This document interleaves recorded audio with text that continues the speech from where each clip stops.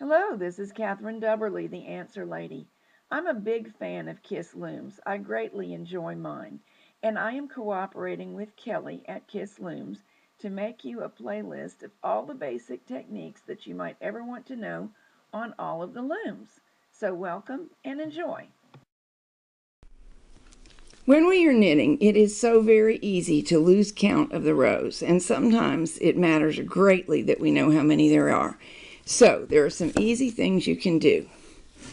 From the knit side, each of these columns is a column of stitches. Each one is made of one loop of yarn that goes up, behind, two pieces of yarn, and down into the same hole that it went up, like this. I think of them as somewhat heart-shaped. Each one of those is a row. It's a stitch on a row. So if we start from the very bottom of my hem, you can point your tool into each hole in the heart and count 1, 2, 3, 4, 5, 6. And if I needed to stop right now, for some reason, maybe readjust the loom, I could take a tool and poke it in number 6 and readjust the loom.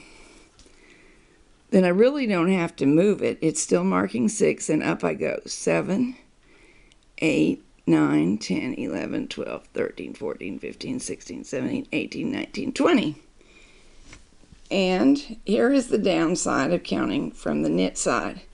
Even with it stretched out and light showing through, which makes it super easy to find your columns of stitches, what happens when we get to the top?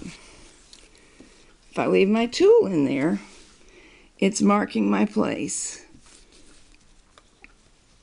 And I could carry on from that point. But if I'm going to have to count from the purl side, it has some advantages, and I might as well just start there. It's harder to get to the stuff on the bottom from the purl side on most looms. But if you gently pull it up like this, let me prop this up. There we go. Now, from the purl side, do you see ridges running across? Each ridge is a row. At first, I find them easy to focus on, and then they get confusing to me because of this rick-rack effect as they wiggle. So there are two ways that I prefer to counting ridges.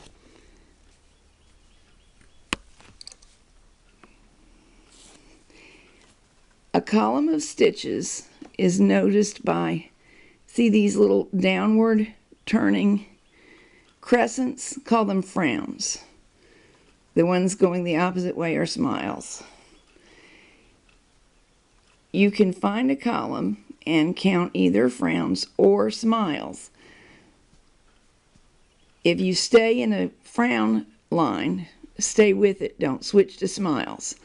Or if you start with smiles, don't switch to frowns, because that would mean you were zigzagging back and forth and you could mess your count up.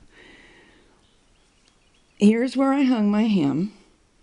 So if I want to know how many rows I've knitted after that, I can go up this column of frowns. 1, 2, 3, 4, 5, 6, 7, 8, 9, 10, 11, 12, 13, 14, 15, 16, 17, 18, 19, 20, 21.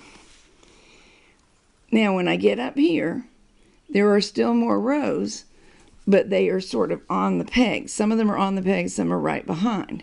But we want to count them too. 22, 23, and the one that's on the peg is 24. We would do exactly the same thing if it was easiest for you to count smiles. Make sure you stay in a smile column. 1, 2, 3, 4, 5, 6, 7, 8, 9, 10, 11, 12, 13, 14, 15, 16, 17, 18, 19, 20, 1, 2, 3. And your last smile is harder to count. On a kiss, it's stuck right behind the top pin. But by the way, what I'm doing works for all brands of looms. It's just going to look slightly different at the top based on what kind of peg you have. Now, I would say that my true favorite way to count rows is probably neither smiles or frowns, but holes. You still need to pick a column and stay with it for the same reason. You don't want to get confused. See those two strands there? That's where I hung the hem. So 2 stitches had to be knitted off at once.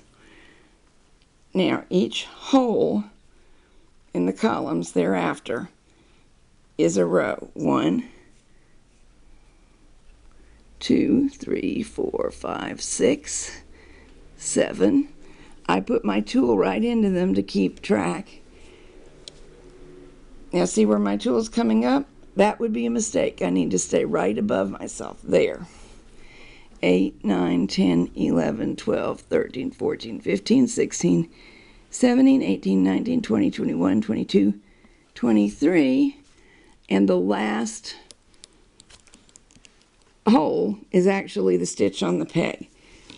Sometimes it's a good idea to try more than one counting method, because if you have trouble staying within your column or keeping organized in your thinking, sometimes you'll catch that by using an alternate method. Honestly, there are times when it's not drastically important. Do you really care if your scarf is 401 or 402 rows long?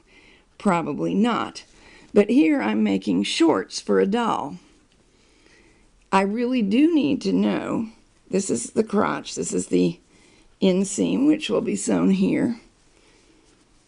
And when I make the other side, I want the legs to be the same length, and this crotch seam will be joined to the other crotch seam. So it's terribly important that if I do have 21 rows on this one, I have exactly 21 rows on the other one. It matters a lot for things like this. For an adult-sized sweater, honestly, if you make a dreadful mistake and don't discover it afterwards, you may be able to ease in a couple of rows and nobody be the wiser. But it's better to be sure, plainly. And I should mention before I go, you can start from the top down if that makes you more comfortable. 1, 2, 3, 4, 5, 6, 7, 8, 9. Now remember, as it changes shape, as you go down the loom, it's going to be tempting to go off to the side, but stay in your column. You'll get used to doing this. Do it the first few times with the bulkiest fabric you have knitted loosely, and you'll get accustomed to looking at it, and it'll become a piece of cake, which is good because keeping track is not a piece of cake.